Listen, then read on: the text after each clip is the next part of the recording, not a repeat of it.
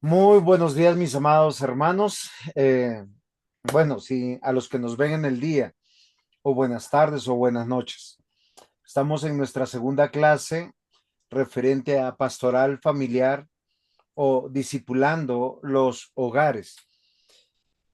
Gracias al Señor hemos tenido la oportunidad de introducir este tema y nuestro propósito es poder entender la iglesia en mi hogar, la iglesia, debido a que de acuerdo al diseño de Dios, la familia de Dios, o sea, la iglesia, está conformada por hogares, hogares que no son homogéneos, sino son heterogéneos, porque llevan diferentes tipos de realidades.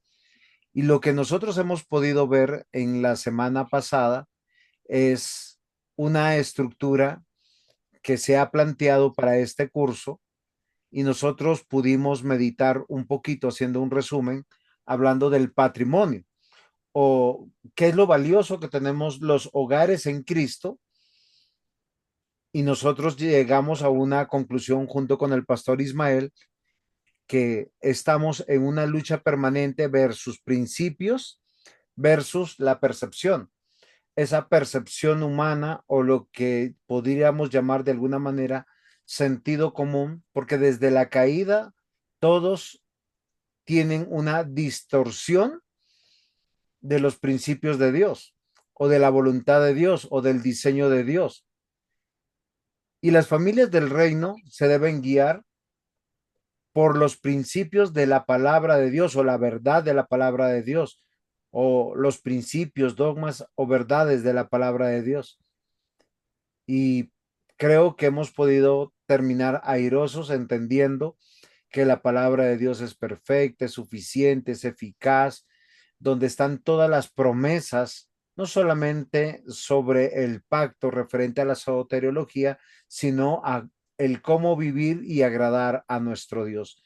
En esta oportunidad nos corresponde arrancar con la segunda clase que tiene que ver con la protección.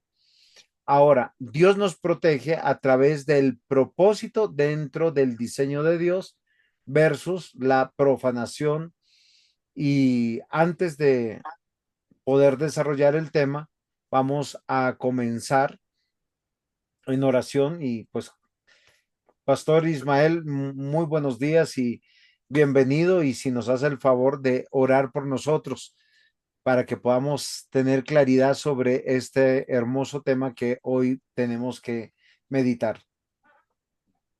Oremos. Señor, gracias por este día que nos regalas, por una semana más de conocimiento, de experiencias contigo, de conocerte, de confiar, de esperar en ti. Gracias por tu palabra, por tus principios, por lo que tú has diseñado, porque todo lo que has establecido y sostienes es bueno y es para tu gloria y nos es muy útil.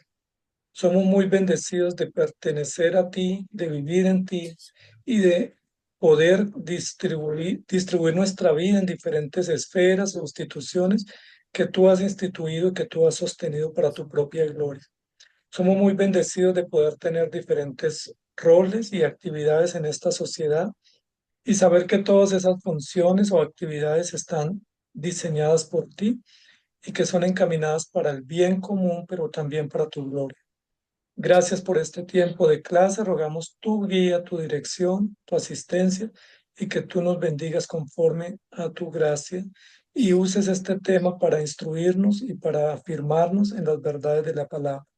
Te rogamos todo esto en Cristo Jesús. Amén. Amén. Muy bien, pastor. Entonces, a todos y a nuestros compañeros, estamos en la segunda clase del curso de pastoral del hogar o pastoral de la familia, viendo un poco en qué consiste esta cátedra o esta materia. Y ahí tenemos una estructura de 4 temas y hoy vamos a hablar qué es lo que Dios protege y cómo nosotros debemos proteger eso que Dios protege. Me gustó mucho la clase de patrimonio, pastor, porque cuando uno habla de patrimonio es lo que no se puede modificar, es lo que vale mucho y tiene un valor tangible e intangible y un valor histórico y un valor amplio que no se puede quitar porque es un patrimonio, es una base, es un fundamento, un cimiento. Y hoy vamos a hablar sobre aquello que dentro de ese patrimonio debemos proteger, es decir, que no se puede alterar, no se puede cambiar, no se puede profanar, no se puede invertir, porque si lo alteramos o lo descuidamos y no lo preservamos, pues profanamos. ¿Sí? A veces, pastor, me gustaría que habláramos un poco del término profanación, porque a veces uno piensa que profanar es hacer algo malo, abiertamente malo sobre algo, pero el solo descuido de un deber ya es profanar. El solo olvido de un compromiso la falta de atención, ¿sí? Como la omisión, por ejemplo, cuando uno dice yo tenía que hacer esto y no lo hice, se cuenta como falta y como un acto de descuido, desprecio y por lo tanto blasfemia y profanación. Porque el que sabe hacer lo bueno y no lo hace, le es pecado, no es una falta, es un pecado gravísimo. Totalmente de acuerdo, pastor, y entendiendo que el hombre no fue puesto en este mundo para crear, sino para obedecer, no para enseñorearse, sino para sojuzgar bajo la ley de Dios. El Salmo 127 lo explica de esta manera: si Jehová no edificare la casa, en vano trabajan los que la edifican. Si Jehová no guardare la ciudad, en vano vela la guardia. Por demás es que os levantéis de madrugada y vayáis tarde a reposar y que comáis pan de dolores, pues que a su amado dará Dios el sueño. Y es interesante porque la única manera de que Dios no edifique la casa es cuando nosotros vamos en contra del diseño de Dios. Y cuando nosotros vamos en contra del diseño de Dios, estamos cayendo en este tema que nosotros hoy estamos hablando, que tiene que ver con profanación, porque a veces nosotros pensamos de manera equivocada que profanar es algo totalmente diferente.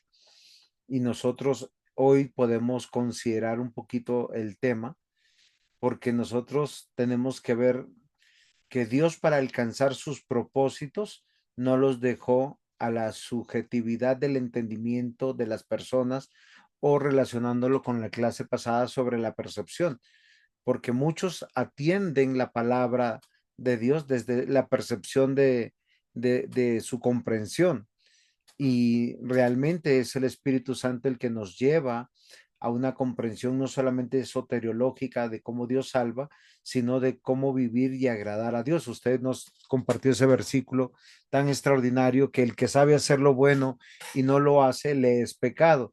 Y hay muchas cosas que uno realmente a veces no las ha leído en la palabra de Dios, pero en el corazón de uno sabe que eso no está bien, y cuando llega a la escritura dice: yo lo sabía que no estaba bien", y está de lo que dice Hebreos 10, cuando el Señor dice, citando a Jeremías 31-33, diciendo: yo escribiré mi ley en sus corazones, en su mente. Y eso nos debe llamar la atención, porque es la manera como Dios nos protege, porque nos protege no de manera subjetiva, sino de manera absoluta, clara, verdadera, y no con relación a una época, sino permanentemente, en cualquier época y desde la comprensión cultural de cualquier sociedad. ¿Sería de esa manera, pastor? No lo estoy escuchando porque creo que está muteado. Exactamente, y eso nos ayuda también a pensar que los propósitos en la vida, en todas las esferas, en este caso de la esfera del hogar de lo familiar, pues son propósitos establecidos por Dios. A nosotros nos han dicho lo siguiente: Dios te puso aquí para que tú seas feliz y construya tu futuro. Y eso lo hemos aceptado como una verdad. Es decir, Dios te dio a ti la vida para que tú decidas qué propósitos, qué objetivos, qué metas, qué logros quiere tener. Y entonces la gente dice, enfócate en tus propósitos, logra o lucha por tus sueños. Y esas son cláusulas comunes que la gente hoy valora y que respeta como bíblicas o como válidas, pero los propósitos que Dios protege y los que nos protegen a nosotros son los propósitos que Dios estableció.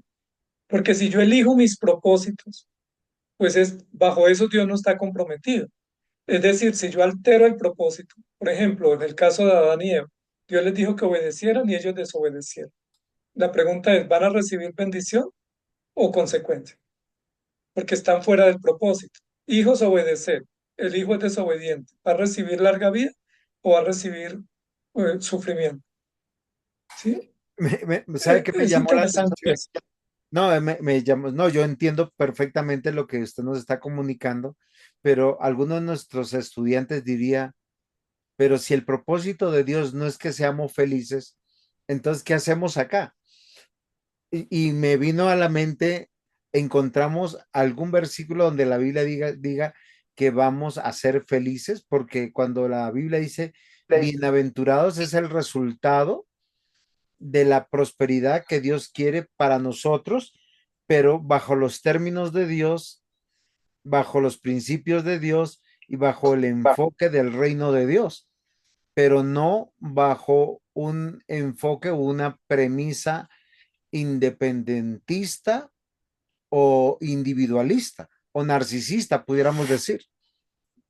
Exactamente. La Biblia no registra en ninguna de sus páginas que el fin práctico de cualquier relación o función temporal sea la felicidad temporal. ¿Sí? Más bien dice que los que se ríen a carcajadas, que los que se mofan, que los que se confabulan, pues están rumbo al abismo. La bienaventuranza de Dios no es felicidad, sino más bien bienestar y gloria plena y satisfacción plena a pesar de. Entonces, si uno pregunta hoy a toda pareja, incluso eso lo dicen las parejas, yo voy a ser feliz, yo me merezco ser feliz.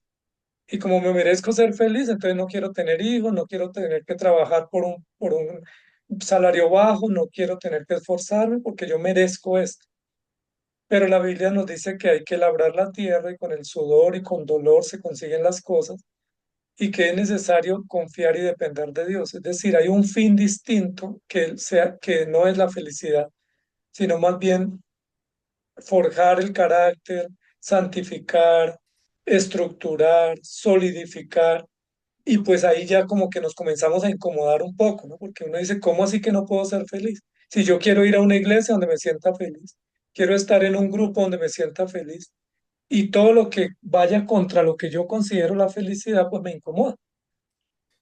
Pastor, ¿y usted qué opina de la sacralización del matrimonio como la base fundamental del hogar? ¿Por qué le hago la pregunta?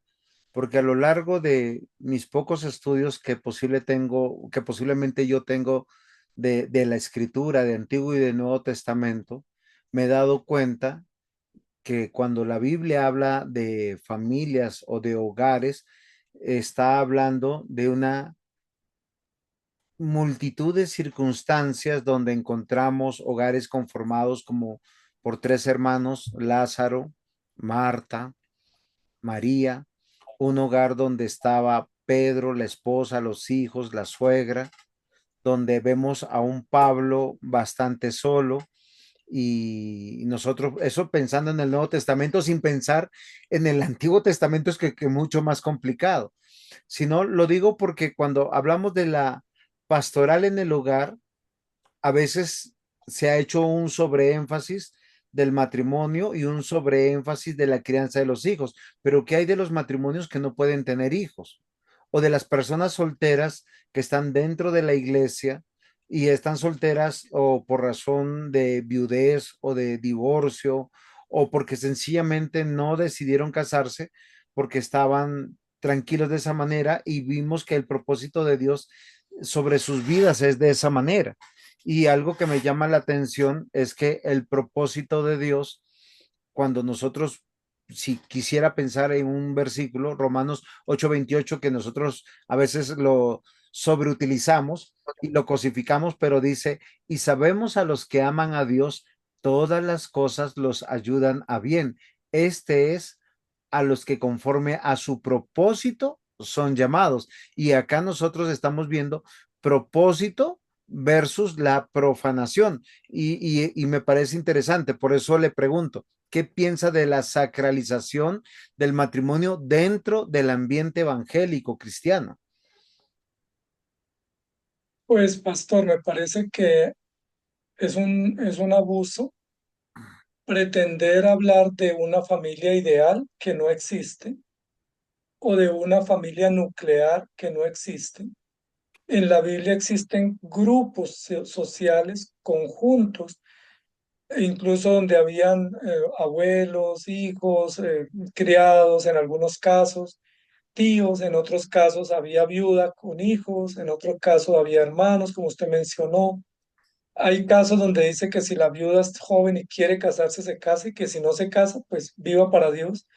Que si el padre tiene hijos, hijas, si no las quiere dar en matrimonio, pues que hace bien en no darlas en matrimonio, es decir, dejarlas solteras. O sea, la Biblia plantea todos los escenarios posibles, obviamente dentro de la relación hombre-mujer y para los fines de la extensión de la raza, pero nunca dice que si un hombre está soltero se tiene que casar solo para cumplir un estándar público, o que si una pareja no tiene hijos, toca orar para que tenga, porque se cumpliría un estándar si los tiene, pero si no los tiene, habría como una pregunta. La Biblia no lo dice. Hay parejas que Dios les da muchos hijos, hay parejas que no les da hijos, hay parejas que les da y les quita los hijos. O sea, eso está en la Biblia, eso es un modelo de organización hogareña o familiar y que se tiene que respetar. Y no pudiéramos decir que en el caso donde está papá, mamá e hijos, que esa es la familia ideal y que tienen como un estatus de dignidad, y que los que está, por ejemplo, papá solo con hijos o mamá sola con hijos, o o esposo y esposa sin hijos, que como que están en segunda categoría, o el soltero o el viudo o el separado, la madre soltera que estaría como una amenaza. O sea, no lo dice la Biblia, o sea, no lo registra. Gracias, pastor, porque eso va a traer mucha paz a muchos de nuestros estudiantes que se Ahora, sienten perdóneme, cristianos de pastor, segunda perdóneme, categoría. Señor, perdóneme, pastor, que para generar un poco más de controversia, cuando el Señor habló con la mujer samaritana, le dijo, ve y trae a tu marido. Y ella le dice, no tengo marido. Y Jesús le dijo, bien has dicho, porque 5 maridos tiene, el que ahora tiene no es tu marido. Eso se nota como una censura, pero no fue una censura, porque dice la Biblia que todos los de ese pueblo creyeron por el testimonio de la mujer. Es decir, ella fue constituida por Jesús una misionera, una predicadora, una servidora, una mujer que evangelizó, que fue creíble su mensaje y que tuvo fruto. Jesús no le dijo, ve a buscar tu primer marido o queda destituida hasta que no me traiga un certificado de que ya está con un hombre legítimo. O sea, no estoy diciendo que haya cualquier tipo de relaciones, pero la Biblia establece que la organización para la vida y la familia tiene que ser un hombre y una mujer con fines de procrear y de extender el reino, pero pues dentro de esas providencias, muchos casos, pues no tienen hijos, o los hijos mueren, o los hijos se van, o los padres se separan, o hay viudez, y todos esos son desafíos que la Biblia plantea. totalmente de acuerdo y quisiera que nuestros estudiantes tuvieran un poco de paciencia con nosotros. No estamos hablando en contra del matrimonio ni en contra de tener hijos, todo lo contrario. La escritura habla de tener hijos es una bendición, tener un matrimonio es una bendición.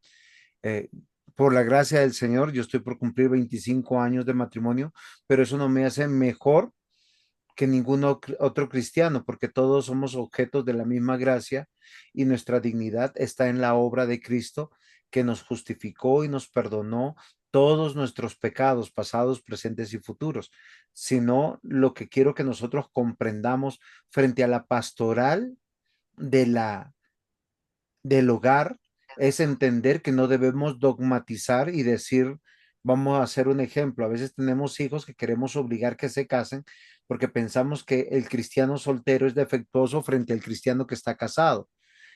Pensamos que el matrimonio que no tiene hijos es defectuoso frente al que tiene muchos hijos. Ahora, sí hay bendición en tener hijos y hay bendición en estar casados, pero la escritura también habla muy bien de los solteros dentro de la iglesia que están sirviendo al Señor y son los que deben servir con mayor libertad porque no tienen la obligación del matrimonio, porque todos están asumiendo su responsabilidad frente a la misión y el propósito que Dios tiene como parte del reino de Dios. Y una pastoral adecuada es entender el propósito de Dios de cada uno de los hogares en medio de todas sus circunstancias para ser miembros de una iglesia. Por eso nuestro eslogan comenzó desde el comienzo. La iglesia, mi hogar, mi hogar, la iglesia. Y si yo soy parte de esa comunidad que se llama iglesia, esa es mi familia. Es donde si yo soy soltero, pues yo voy a estar en compañía de personas que posiblemente ya están en matrimonio. Puede que algún día me case, puede que no. Si soy padre o no soy padre, en la iglesia habrán hijos porque hay hogares que están bendecidos con hijos. Pero el propósito fundamental es una perspectiva generacional conectada al reino de Dios, conectada a los propósitos de Dios, donde nosotros podemos entender, por decir, el Salmo 138:8 dice, Jehová cumplirá su propósito en mí. Tu misericordia, oh Jehová, es para siempre. No desampares la obra de tus manos. Y me parece interesante porque no está centrada en que el propósito de Dios es que un día me dará esposo o esposa o me dará hijos. No, es vivir para la obra del reino de Dios, para vivir en Cristo. Y lo que hace la sacralización del matrimonio en muchos casos es dañar y traer cargas. Yo debo confesar que cuando recién fui pastor, yo veía a alguien soltero y yo lo veía como defectuoso y le traía una carga diciendo, vamos a orar para encontrar tu esposo o tu esposa y busquemos y miremos y uno está como, oiga, y no nos hemos preguntado cuál es el propósito de Dios y en muchos casos hay hermanos que les he tenido que pedir perdón por esa carga que traje. Hoy en día, aún los matrimonios que no tienen hijos, he entendido que el que da hijos es Dios. Y si no los dio, pues ese es parte del propósito que Dios está haciendo. Lo que sí todos tenemos que hacer y cada uno de los hogares, no importa la circunstancia que esté viviendo, es vivir para la extensión del reino de Dios. Y miren lo interesante, porque la semana pasada estuve meditando sobre Nehemías 9 y 10 cuando el pueblo regresó a Jerusalén, construyeron el templo, construyeron las murallas. El único propósito por el cual se juraron era embellecer el templo y poder tener cultos agradables a Dios, donde el nombre de Dios se iba a exaltar. Ellos se juramentaron en guardar el día de reposo, se juramentaron en invertir en el sostenimiento de los levitas, de los sacerdotes, en las ceremonias y las fiestas que Dios había prometido. Y eso me pareció tan extraordinario. Y con esto ya termino, pastor, y le doy la palabra y perdón tan efusivamente porque lo he dicho. Porque cuando hablamos de que Dios tiene un propósito para nosotros, tenemos que entenderlo, porque cualquier otra idea nos desvía y es un despropósito o una profanación del plan de Dios. Y sin, como usted lo dijo a un comienzo, sin querer, a veces estamos profanando o pecando contra Dios. Exactamente, pastor. Quería solamente hacer una precisión sobre lo que estamos diciendo hoy, y es, no estamos hablando de teología de la familia, estamos hablando de pastoral de la familia, que es distinto. Es decir, estamos viendo es qué realidades tenemos y cómo podemos atender esas realidades. Es decir, para que evaluemos todos los que estamos acá, para que no vayan a pensar que estamos desvirtuando los principios de la familia o del hogar. Lo que estamos diciendo es, con relación a los hogares, ¿qué tipo de hogares tú tienes en la iglesia? ¿Cuántos son casados? ¿Cuántos solteros? ¿Cuántas viudas? ¿Cuántas madres solteras? ¿Cuántos hijos solos? ¿Cuántos padres con los hijos? ¿Cuántas madres con los hijos? ¿Cuántos vueltos a casar? O sea, si esas son las realidades del material de trabajo que usted tiene en la iglesia, pues requiere pastorearlo, porque usted fue puesto para ser pastor de ellos en el desafío y en la realidad que llegaron. Dice la Biblia, cada uno del estado en que llegó, así permanezca. Entonces aquí no estamos hablando de qué es lo ideal, ni qué es lo que a mí me gustaría, sino qué fue lo que Dios trajo a la iglesia. ¿Sí? Y si Dios me trajo unas mujeres viudas o solas, pues tengo que pastorearlas. Si Dios puso hijos huérfanos, toca pastorearlos. Si Dios puso hogares eh, tienen su segunda o tercera relación que están apenas construyéndolo porque fracasaron en antiguas relaciones, pues toca construirlos y pastorearlos porque es lo que Dios trae a la iglesia, es lo que Dios añade. Dios no le dijo, por ejemplo, a Mateo el publicano, pues te hago parte de mi reino, pero deja de ser publicano, arrepiéntete de haber cobrado los impuestos, olvídate de que vas a ser un banquero, porque eso que hiciste no lo apruebo, porque Dios fue el que lo eligió. O a Pedro no le dijo, mire, te llamé pescador, pero odio los pescadores. Renuncia por completo a ese trabajo, sino que más bien se benefició de ese conocimiento. O en el caso de la mujer de Secar o a Rahab, no dijo, bueno, usted queda como en el pueblo acá incluida, pero queda en última categoría y queda como una mujer que nunca podrá realizarse. Más bien terminó siendo casada con Salmón y siendo la madre de Boaz. Entonces eso me parece muy interesante, porque no estamos hablando qué es lo que yo quiero tener, sino qué es lo que llega a la iglesia. Y como llegan personas con problemas de alcohol, con problemas de adicciones, con hogares rotos, con relaciones quebradas, con eh, viudez, con muchas realidades, ¿cómo los tenemos que pastorear? Porque somos pastores y estamos hablando de pastoral del hogar. Totalmente de acuerdo, pastor. Y una preocupación mía es ver, o sea, en la iglesia no somos un grupo homogéneo, somos un grupo heterogéneo unidos por la fe, unidos por la obra de gracia del Señor. Y a veces nosotros no solamente tenemos una lucha frente a la moralidad y a la justicia, sino imponemos unas cargas que no deberíamos y que deberíamos aprender a que cada uno de los de la iglesia encuentren reposo, paz, gozo y hasta consuelo y ánimo dentro de esa comunidad de creyentes que Dios trajo, porque es ahí donde nosotros vivimos lo que se instruye en el hogar. Por eso creo yo que una pastoral donde estemos hablando de la sacralización del matrimonio, de la sacralización de los hijos, o sea, tengan muchos hijos, y de la separación del mundo de esa manera separatista o sectaria, es muy peligrosa porque Dios nos puso en medio del mundo. De hecho, el Señor Jesús dijo, yo voy a orar por mis discípulos para que el Señor, para que Dios Padre los guarde y no para que sean sacados del mundo.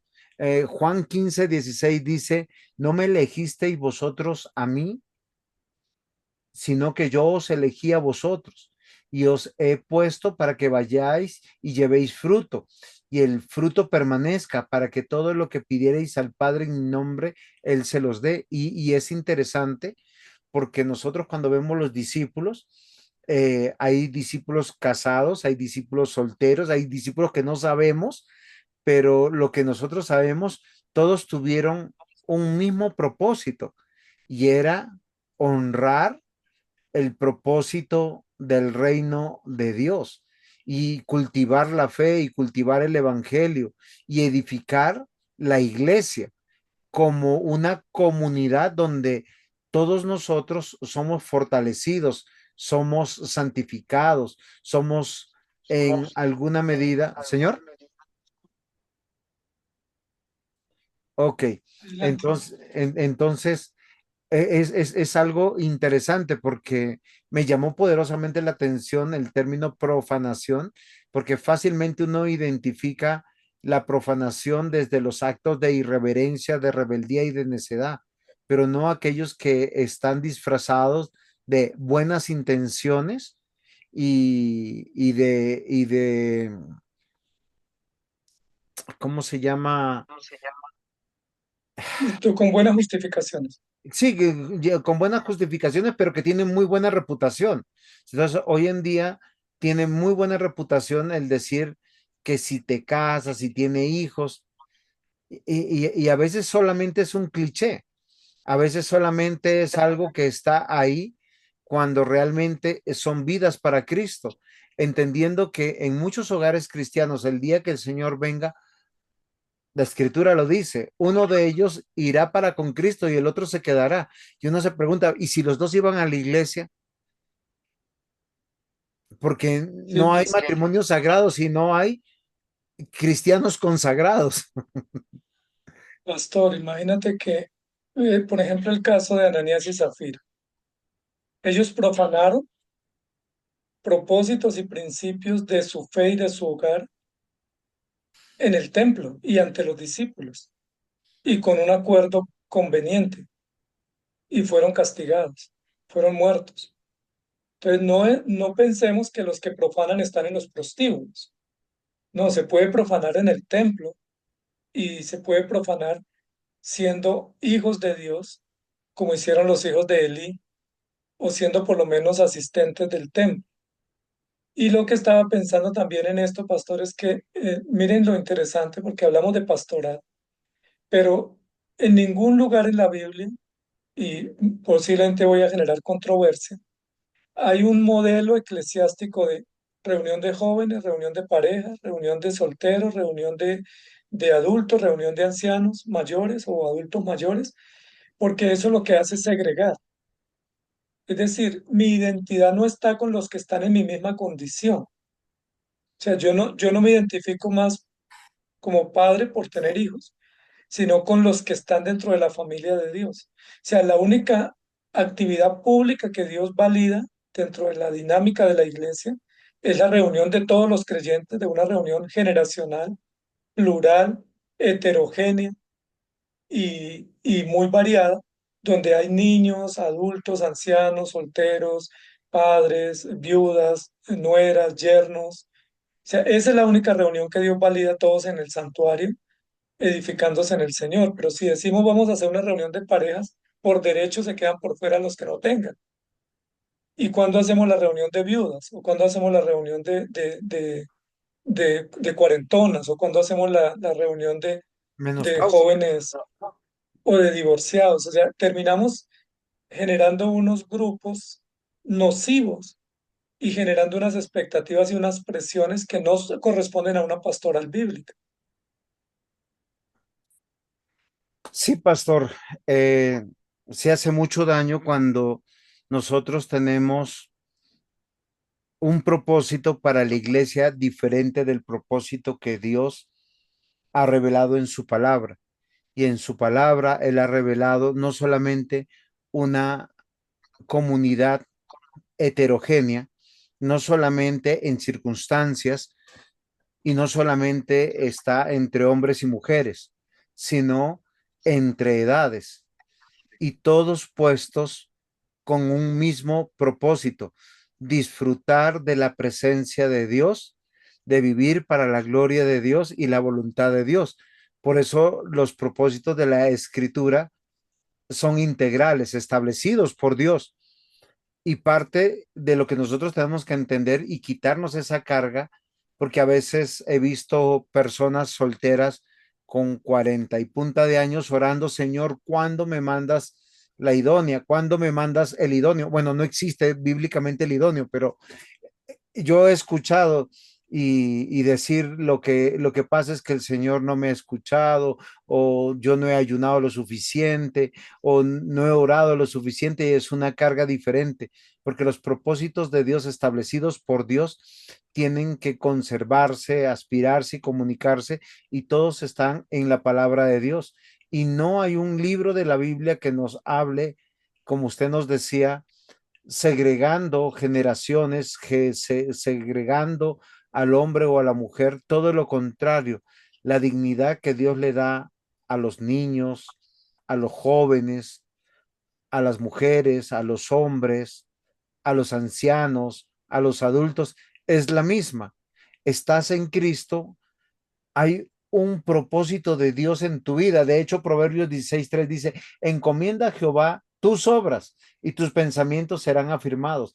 Efesios 1:4, según nos escogió en él antes de la fundación del mundo para que seamos santos y sin mancha delante de él. Si hay un propósito a través de la palabra, es la santificación y nos dura toda la vida. Y es ahí donde los hogares sí están bajo un propósito homogéneo que tiene que ver con la obra de Dios, que él mismo la afirma en muchos libros de la Biblia y a lo largo de toda la escritura. Sí, recordemos, pastor, que el hogar es hogar, pero la iglesia también es hogar. Entonces, tenemos de alguna forma dos instituciones velando por ejemplo, compañía, que es un propósito práctico del matrimonio o del hogar, la compañía. Pero cuando una persona está viuda o está sola, está soltera, pues ¿cómo se le ofrece a través de la iglesia acompañamiento? Pues dentro de la vida y las relaciones y los vínculos de familia cristiana. O sea, no pudiéramos decirle como tú no tienes hogar, estás condenado a vivir solo o sola, porque nadie está ocupado de ti. Es esa familia cristiana, ese hogar cristiano o esos hogares cristianos que acogen a estas personas que por alguna circunstancia de razones que no conocemos, pues tienen que enfrentar la soledad por ancianos o por viudez o por soltería o por abandono o por orfanato. Y la misma iglesia y los mismos hogares de la iglesia son los que dan acompañamiento. O sea, yo no pudiera decirle a una hermana que está en esa condición, pues usted se quedó sola, es problema suya, sufra, porque ahí no estaríamos dándole acompañamiento, que la iglesia es la que tiene que dar acogida. ¿Y cómo acoge? Pues con cariño, porque los fines y propósitos prácticos del hogar se tienen que cumplir en la iglesia, que son compañía, desarrollo, crecimiento, funcionalidad, productividad, vivir para la gloria de Dios, satisfacción, que se les suplan las necesidades. Y la iglesia tiene responsabilidades, y lo dice, lo vimos nosotros en devocionales del presbiterio sobre Timoteo, donde habla de las viudas y el cuidado que la iglesia debe brindar a mujeres u hombres también que por alguna razón quedan en situaciones de descuido o abandono. Entonces, no es necesariamente a través de un matrimonio que se suple eso. En algunos casos sí, pero en muchos casos esas necesidades de apoyo, de compañía, de crecimiento, de amor, de amistad, se tienen que suplir a través de la iglesia, hogar y de los hogares de la iglesia. ¿Cuánto daño nos ha hecho el tradicionalismo litúrgico? Porque muchos ven la iglesia simplemente como un tiempo litúrgico, un tiempo de religiosidad, donde nos apartamos del propósito de amarnos los unos a los otros, sostenernos los unos a los otros, de perseverar los unos con los otros, de la unidad, de la fe, del crecimiento en asuntos objetivos prácticos de la vida misma, donde nosotros estamos aprendiendo unos de otros y donde hemos olvidado que para poder lograr ese propósito como iglesia, tenemos que unirnos y no para elementos litúrgicos que en su medida pueden estar bien y correctos, porque cuando llegamos a la iglesia tiene que haber orden, tiene que haber reverencia, pero muchos han caído como que llego en cuanto comenzó la prédica, me voy en cuanto dicen el amén y olvidamos toda esa riqueza que la iglesia también es mi hogar y en la iglesia se suple mucho de lo que hace falta a veces en el hogar mismo, porque la realidad de algunos creyentes en medio de esta sociedad tan consumista, tan activista, tan trasnochadora, es que las casas se han convertido simplemente en hoteles para dormir, para descansar si se descansa, porque estamos agobiados del trabajo, estamos agobiados de actividades, estamos agobiados de correr en muchas cosas y el único espacio que a veces tenemos para compartir aún con los nuestros de nuestro hogar es la iglesia y es algo fundamental. Ese despropósito de solo ver la iglesia como un aspecto litúrgico o ceremonial es muy peligroso porque lo que encontramos en las escrituras es que el llamado es, Dios es nuestro Padre, nosotros somos hijos y nosotros tenemos que entender y comprender lo que Dios está haciendo en medio de nosotros. Romanos 5:8 dice, mas Dios muestra su amor para con nosotros en que siendo aún pecadores, Cristo murió por nosotros y a todos nos pone dentro de una misma cesta, dentro de un mismo valor y nos dice, están juntos, es por mi gracia, están juntos aquí porque son mis hijos y ustedes por tanto son hermanos. Exactamente, pastor. Entonces, miren que hablábamos la semana pasada de los hogares dormitorio y hoy estamos hablando de ver la iglesia como un hogar de paz. No, el hogar no es un dormitorio, pero la iglesia tampoco es un hogar de paz. No, la iglesia es mi hogar donde tengo que tener raíces y vínculos y donde tengo un arraigo y donde se suplen y se demandan grandes obligaciones. Estaba recordando, pastor, que en la historia bíblica sobre el nacimiento de Jesús, en la narración que hace Lucas, está desde un bebé de meses que salta en el vientre al sorprenderse por la venida de Jesús y el nacimiento de Jesús, a unos abuelitos de más de 90 años como Simeón y Ana, que estaban en el templo. Y me llama la atención esa variedad de intervalo de edad o de estación etaria para referirse a todos los que se alegran y se gozan con el nacimiento de Jesús. Y cuando Jesús se reunía, dice la Biblia que iban mujeres y hombres, pero que los discípulos alejaban los niños y Jesús decía, déjenlos venir a mí.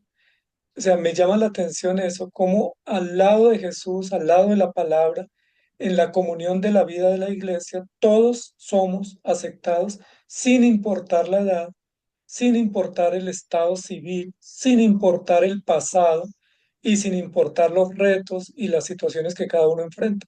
Porque ahí había viuda, había mujer embarazada, habían personas consagradas al templo, había personas ancianos, habían pastores, había reyes, hubo de todo en ese shower, por decirlo de alguna manera. No, no había consideraciones sociales o económicas. Y estoy totalmente de acuerdo, pastor, en que hoy tenemos que empezar a reevaluar cómo enseñar a los miembros de la iglesia para poder proteger ese baluarte que tenemos, que es la palabra de Dios. Usted lo puso en el tema en la clase pasada, el patrimonio que tenemos y lo que nosotros podemos considerar que para no caer en la profanación, el creer es creerle a Dios, ¿no? O sea, no es una fe como eh, eh, eh, la clase pasada era vivir los principios versus la percepción.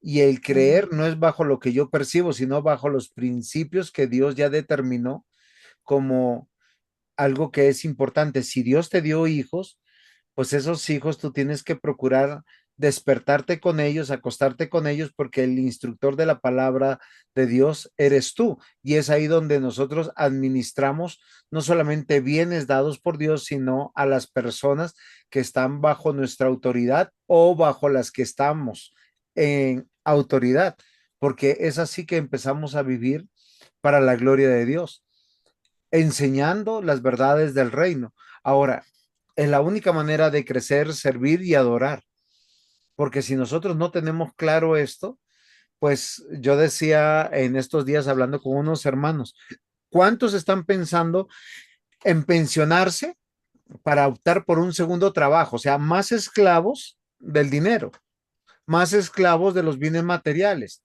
más lejos de sus familias. ¿Cuántos están pensando en pensionarse para irse y comprar una finca y pasar sus últimos días esclavos de cosas, cuando lo que nosotros vemos en la escritura, que el creyente es libre para poder servir al Señor y extender el reino de Dios? ¿Cuándo nosotros vamos a volver a los pensamientos bíblicos del propósito de ser cristianos verdaderamente? ¿Por qué? Porque hoy en día el tema de los hogares simplemente se está desvinculando de la percepción de la iglesia. Tenemos países como Japón, China, que las personas ya no tienen ni casas donde vivir. Ahora viven en cápsulas que son hoteles temporales, vienen de los pueblos o de los lugares rurales y como no quieren comprar casa porque está muy caro y porque no quieren tener familias, es particular que en el Japón, pastor, no sé si usted ha visto las últimas encuestas o informes que hay, muchos están renunciando aún a relacionarse. Muchos mueren vírgenes. La gran mayoría de los japoneses son solteros, entran en depresión. Hay una ciudad importante del Japón que es la ciudad de los suicidas. La gente solo va a morir allá y eso es legal. Cómo las ciudades se están quedando sin la percepción del hogar correcto, donde no solamente se fomenta la fe, sino se interrelaciona esa fe con lo que yo vivo, con lo que yo creo, con lo que yo experimento en las diversas realidades del ser humano. Sí, pastor, esto que estamos hablando, y ahí está en la pantalla, que hablamos de los propósitos, tiene que ver con el honor.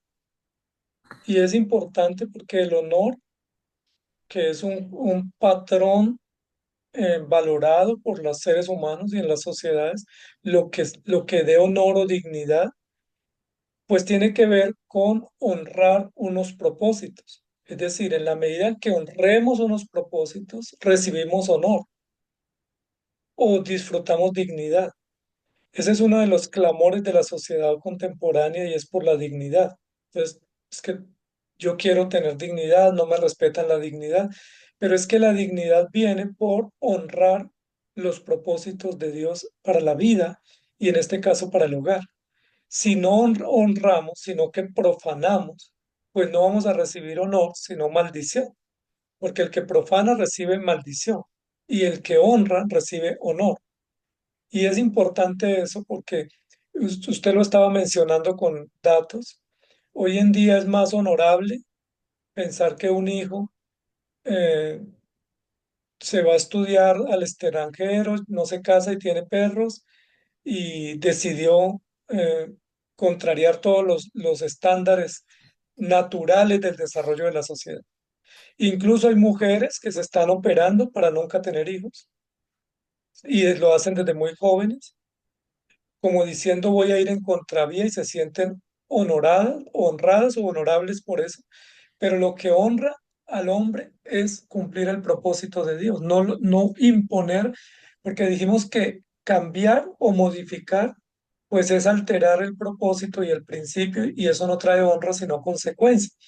Lo que vimos, por ejemplo, en el caso de Judá, ¿se acuerda, pastor, que Judá tenía tres hijos? Y debía darle a Tamar su hijo mayor, lo dio y él no quería tener descendencia y Dios lo mató. No era que no pudiera engendrar, era que él se estaba negando a cumplir ese deber natural y un deber histórico y un deber biológico para el cual Dios diseñó no solamente el hogar, sino la sociedad y para el cual creó hombre y mujer, al menos que no se pueda, ¿no? Entonces es interesante porque hoy queremos honor. Pero ¿qué es lo que da honor hoy en día? Entonces da honor tener un apartamento en un estrato alto, da honor tener una camioneta 0 kilómetros de buena gama, da honor estar bien relacionado con la gente de mayor dinero en el sector, da honor tener los hijos en el extranjero todos, porque pues eso es honorífico. Hoy en día tener perros en lugar de hijos o no tener hijos, eso es honorífico hoy en día. Pero ¿qué es lo que Dios dice que honra a un hogar cristiano? ¿Cuál es la honra de un hogar cristiano? Se me viene a la mente dos versículos, Efesios 5:10, comprobando lo que es agradable al Señor. Y el segundo está también en Efesios 2:10, porque somos hechura suya, creados en Cristo Jesús para buenas obras, las cuales Dios preparó de antemano para que anduviéramos en ellas. Las buenas obras son buenas obras y están declaradas en la Escritura, porque por ellas somos preservados, somos cuidados, somos alimentados, somos formados. Y eso es interesante porque hoy en día tenemos una generación pusilánime, una generación facilista, una generación indolente, pero es porque la gran mayoría se han apartado de los valores bíblicos sobre el hogar que habían permeado la sociedad. Yo recuerdo mucho en el sentido de el rol de los hombres, de las mujeres, de los padres, de los tíos, de los abuelos, que había en un sentido generalizado puesto en el corazón de los seres humanos que nacen de la escritura y que en muchos casos posiblemente algunos dirán se convirtieron en tradición, pero cuidaron las sociedades. Hoy una sociedad individualista, narcisista, egocentrista, ególatra, está destruyendo el concepto de hogar y los hogares ya no son hogares, son estaderos de humanos con perros, estaderos de paso, como lo decíamos hace un momento, y hemos olvidado el propósito de Dios para cada uno de los hogares, sin llegar al extremo de sacralizar ninguna institución y sin ánimo también de censurar, juzgar las condiciones de cada uno de ellos. A usted se le vino en mente algunos ejemplos, mientras que usted hablaba, yo pensaba en otros, en otro extremo como el de Jeremías. Jeremías parece ser que quería casarse, pero Dios le dice, textualmente dice en Jeremías, tú no te vas a casar, tú me vas a servir y vas a ir a hacer esto que te estoy pidiendo. Y fue efectivamente eso. Pablo también fue Y, enviado a Os- hacer una labor de y esa manera. Oseas, y Oseas, O sea, ese es el otro extremo, que fue casado y llevado a ser casado con una mujer que se prostituía o prostituida por también por toda una sociedad, pero con un corazón que ponía, y eso es tal vez lo que pasa hoy en día, pastor. Muchos hogares tienen el problema de comer porque piensan que es la sociedad o sus propios esfuerzos las que le va a dar las joyas que tienen, los privilegios materiales que tienen, o el comer o el vestido que tienen. Y en Oseas encontramos que el reclamo de Dios es, comprendan, quien da esas cosas es Dios. Y por ahí he escuchado que algunos me han dicho, pastor, cuando Dios ponga en mi corazón, cuando Dios obre, y yo creo, pero si tú ya crees en Cristo, ¿qué más quieres que obre? Te ha dado un corazón nuevo, te ha dado un espíritu nuevo, te ha renovado la mente, te ha dado de su espíritu, ha escrito su ley en tu corazón y en tu mente. Es que la responsabilidad de obedecer, de sujetarnos, de unirnos, es nuestra. Eso no lo va a hacer Dios porque si lo haría Dios, sería una contradicción en contra de lo que él mismo declara, que dice que somos hechuras suyas creados en Cristo Jesús para buenas obras, las que preparó Dios de antemano. Él preparó las buenas obras. Ahora, tenemos que andar en ellas y eso es responsabilidad, eso es madurez, eso clama al cielo porque muchos de nosotros nos escondemos bajo esa falacia es que Dios obre, pero Dios ya obró. Si tú eres cristiano y yo soy cristiano y el indicador es andar juntos, el indicador es amarnos, perdonarnos, sostenernos, pues eso es lo que nos está santificando, porque va a limpiar lo que sale de nosotros, de dentro de nuestro corazón, cuando no queremos andar juntos, cuando no queremos edificarnos, cuando no queremos servir, cuando no queremos ir al ritmo del otro. Pensaría yo, pastor, ¿usted qué piensa?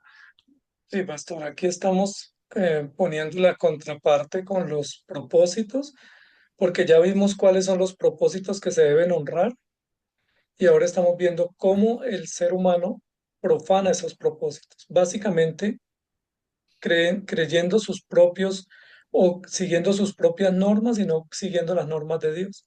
Entonces, en lugar de creer en Dios, cree en sí mismo. En lugar de adorar a Dios, exige culto para sí mismo. En lugar de servir, exige o demanda ser servido. En lugar de someterse, quiere que se sometan a él. Es decir, se profana, se invierte, se altera y pues eso no es honorífico y por eso hay grandes consecuencias en las sociedades y la iglesia pues ha sufrido también esas consecuencias de tener hogares que aunque están en la iglesia, tienen mucho más del mundo, como la iglesia de Corinto, que de Dios, y que se tiene que presentar llamados de atención al respecto, no sobre casarse o no casarse, sino sobre cómo vivir íntegramente en el estado que Dios nos llamó y nos tiene, cómo vivir íntegramente la fe y cómo injertarnos o participar de los propósitos propios de la vida en familia o de la vida en el hogar. Hoy en día enfrentamos muchos peligros, pastor.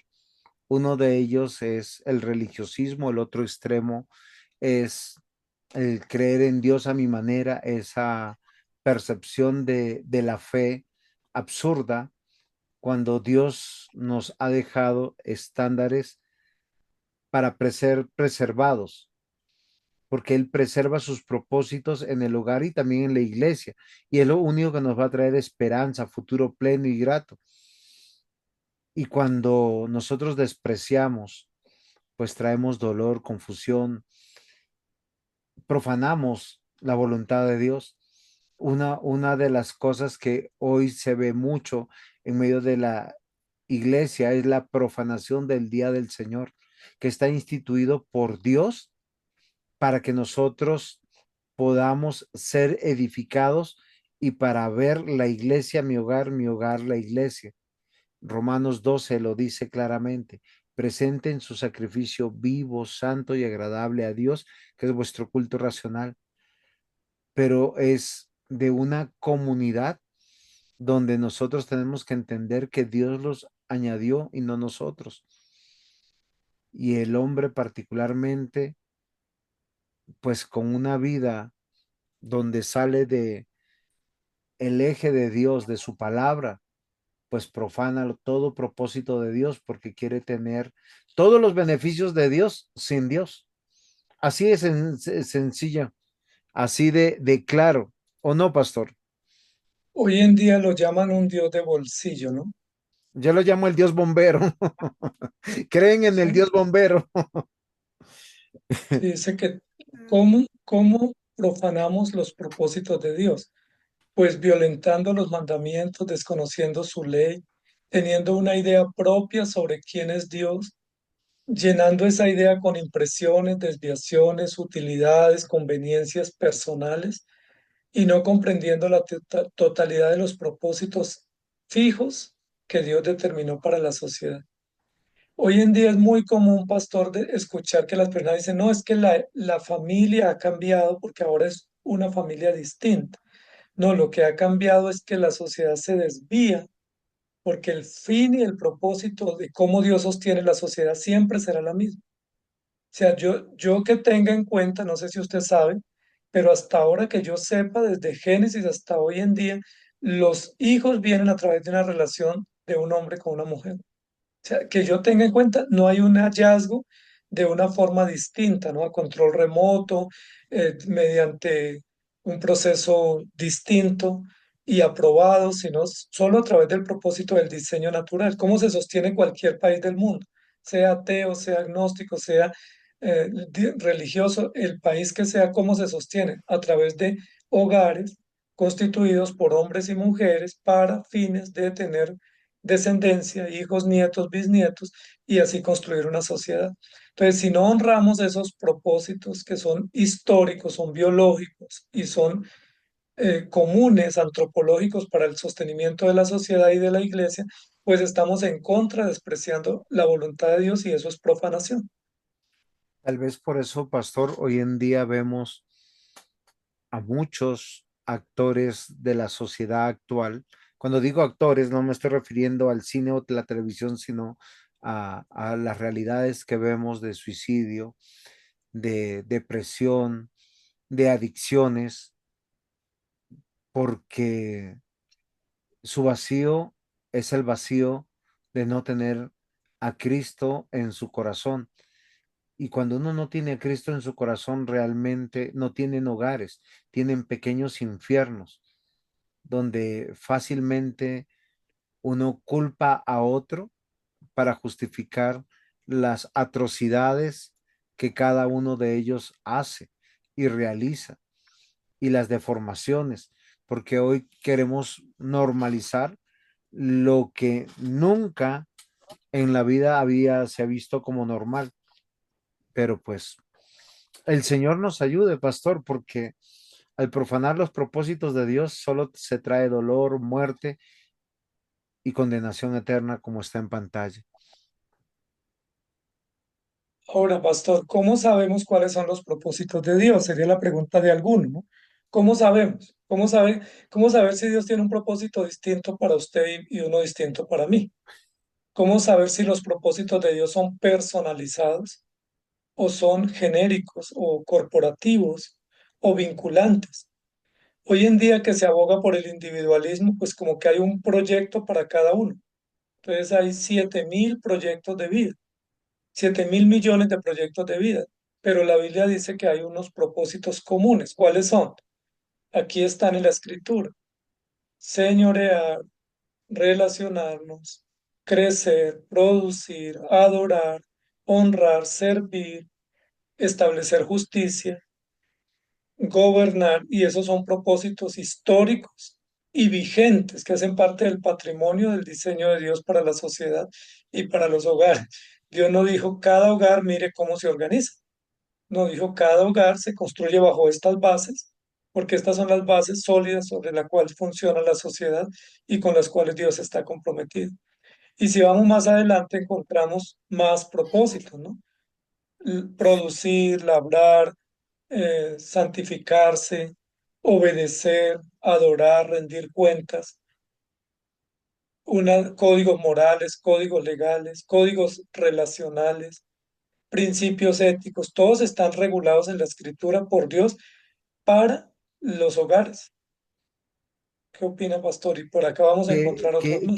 Que hay en todo lo que usted nos ha compartido, hay una sola idea que concatena todo, es que la imagen y la semejanza de Dios sea publicada en toda la tierra, en todas las épocas, y eso lo vemos a través del Evangelio de nuestro Señor Jesucristo, que no es algo de levantar monumentos o de ver hogares perfectos o personas perfectas o vidas perfectas, sino ver el Evangelio de nuestro Señor Jesucristo.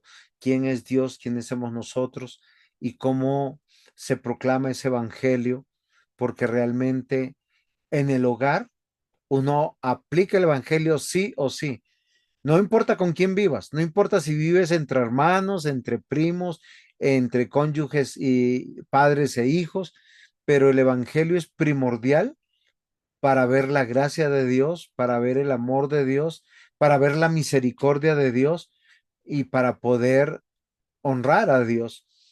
Eh, Desde Génesis 1, cuando el Señor dijo, quiero que mi imagen sea llenada toda la tierra, y vemos la multiforme gracia de Dios en cada uno de los hogares o sea, si nosotros partimos de Abraham, es un tipo de hogar, Isaac es otro tipo de hogar, Jacob queda en los anales pero son los hogares que Dios llamó, las casas que Dios llamó, bajo una sola familia. Y nosotros vemos que el propósito de Dios era glorificarse, el evangelio, cómo Dios redime, cómo Dios persevera, cómo Dios preserva, cómo Dios cumple su propósito en mí. Hay un texto en la Biblia, no recuerdo bien el versículo, y dice, yo sé los pensamientos que tengo sobre ustedes, pensamientos de paz, pensamientos de bien, y es lo que hemos vivido cada uno de nosotros, pese a nuestras profanaciones, a nuestros pecados, a nuestras rebeliones, y vemos cómo el Señor, usted lo decía hace un instante, o sea, el Señor cómo nos va cambiando a lo largo, bueno, antes de la clase que hablábamos, y lo decía de parte de mí, cómo Dios está haciendo cosas en la vida de cada uno de nosotros, pero es para su gloria, no es para la gloria nuestra, porque lo que ha preservado y lo que se ha preservado es el Evangelio en medio de estos ejemplos, de estas historias. Romanos 15:4, si no me equivoco, dice, estas historias son enseñanzas para nosotros, para nuestros hijos, por generaciones. Bueno, lo estoy parafraseando, no me acuerdo el versículo de manera clara. Está muteado, pastor. ¿Qué opina usted de la primera familia? Sí, que se supone es la familia original, ¿De Caín y ¿cierto? Abel? En el capítulo 2, un hombre y una mujer unidos para un fin glorioso, maravilloso, sublime. En el capítulo 3, una pareja con culpa, miedo y vergüenza. En el capítulo 4, un hijo asesino y un hijo sepultado. Y en el capítulo 5, un hijo con un mensaje profético o esperanzador.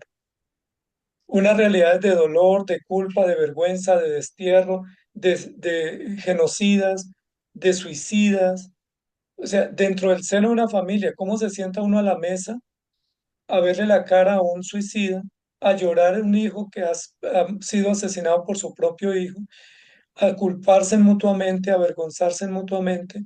Pero es un hogar que Dios instituyó y que tiene una base sólida para la construcción de la sociedad. Es interesante eso porque a veces tenemos el concepto de fueron felices y comieron perdices, pero a veces en el hogar, cuando uno se reúne en el comedor, lo que hay es reclamos, censuras, venganzas. No siempre el pan en la mesa es un pan de alegría, muchas veces es un pan de dolores, y un pan de culpas y un pan de prefería no haber venido, mejor como después o mejor llego más tarde. Y son realidades normales que la iglesia, la familia enfrenta, y ahí es donde se requiere una pastoral.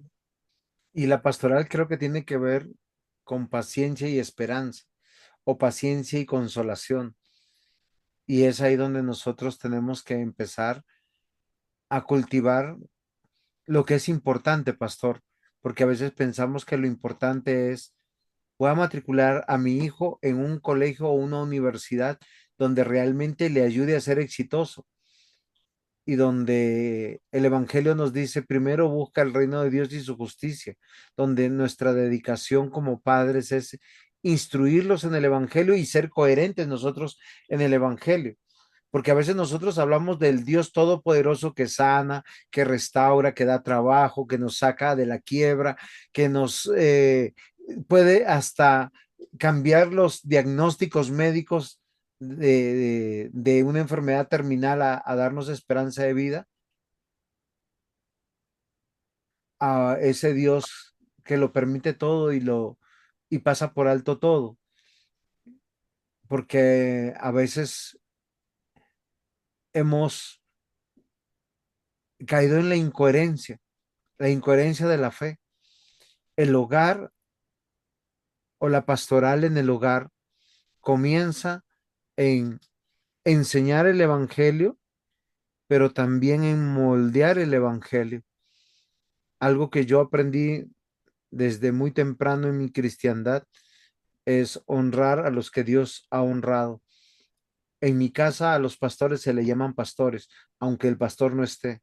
A los ancianos se les llama ancianos, a los diáconos diáconos y a los hermanos hermanos, porque mi hogar también se vive la iglesia, porque ahí está nuestro Dios.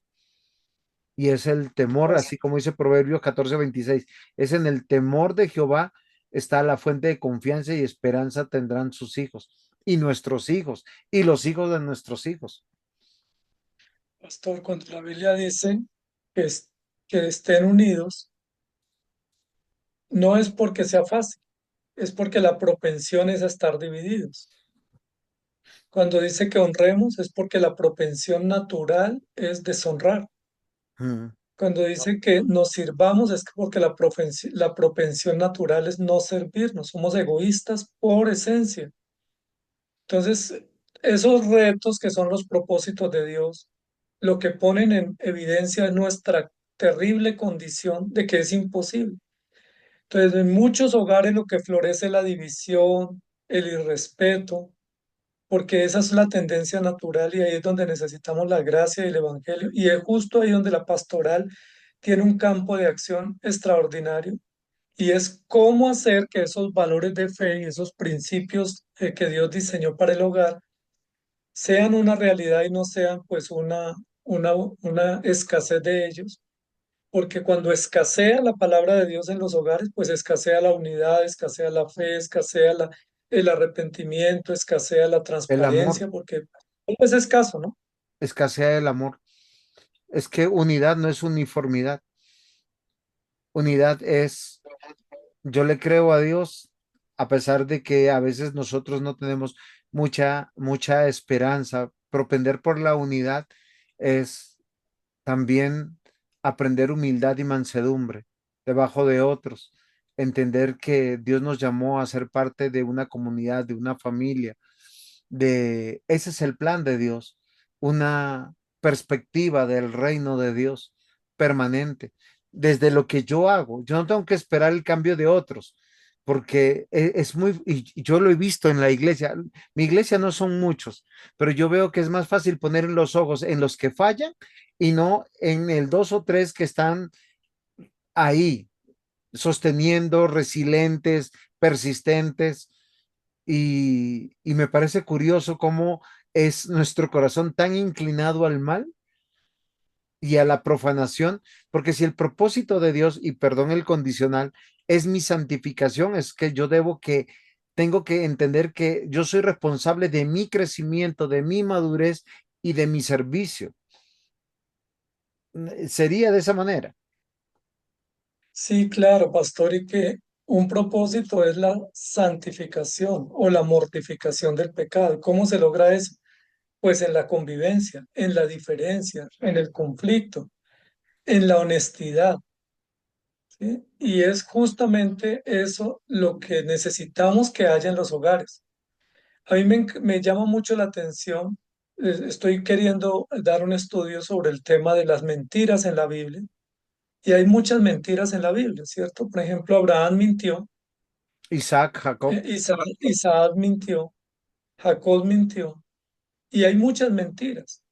Pero uno dice, ¿por qué Rahab mintió? Pero ¿por qué Dios les pasó por alto? ¿Por qué no hay una censura sobre esa mentira? Solo hay un relato, ¿no? Pues dijo esto y ya. Pero ¿sabe cuál es la mentira que no se pasa por alto? La mentira de Ananías y Zafira. ¿Por qué? Porque todas las otras mentiras, Rahab la hizo para con el rey de Jericó. Abraham mintió ante el jefe el monarca de Siquén. Isaac también ante el faraón, creo. Pero Ananías y Zafira pretendieron mentirle a Dios. Las parteras hebreas le mintieron al faraón. Y no estoy diciendo que sea justificado, sino que la osadía es pretender mentirle al autor de la verdad. O sea, a es la fuente de la verdad. hacerle trampa a quien es autor de la verdad, a quien es verdad en sí mismo.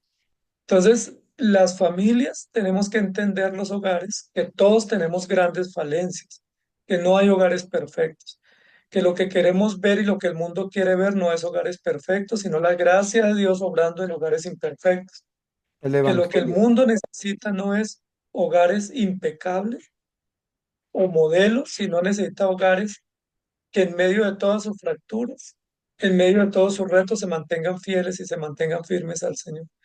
En últimas, al final del día, Dios no va a premiar cuántos años tú viviste con tus hijos, qué lograste con tus hijos, sino si creíste en Cristo y esperaste en Él por completo. Muy bien, pastor. Creo que se nos acabó el tiempo y tenemos que considerar que tenemos que empezar a vivir en el hogar la promesa del Evangelio, la palabra de Dios y ser coherentes, coherentes, que el Dios Todopoderoso al cual clamamos, suplicamos y nos abandonamos, es el que debe dirigir nuestras vidas en todos los aspectos de nuestra vida. Para eso tenemos que crecer en el conocimiento de Dios, porque Él nos va a mostrar a través de su palabra cuál es el propósito para nuestras vidas. Y no es un propósito frente a si estás soltero o casado, si tienes hijos o no tienes hijos, o tu trabajo, si tienes o no tienes dinero, sino tiene que ver con el evangelio, con la fe, con la santificación, con que estemos esperando al Mesías, a nuestro Señor, Dios y Salvador Jesucristo. Muchas gracias, pastor, y esperamos que nuestros estudiantes hayan sido edificados con esta clase. Dios cumple sus propósitos en los hogares para nuestro gozo, seguridad y esperanza. Pastor, muchas gracias. Y queridos hermanos, nos Gra- estamos viendo. Gracias a todos, bendiciones. Y estamos hablando de pastoral de la familia o del hogar, no de teología de la familia, sino de cómo acompañar, intervenir, restaurar, consolar, animar lo que Dios trae o los que Dios trae para que los cuidemos y los atendamos. Perfecto, pastor. Bendiciones.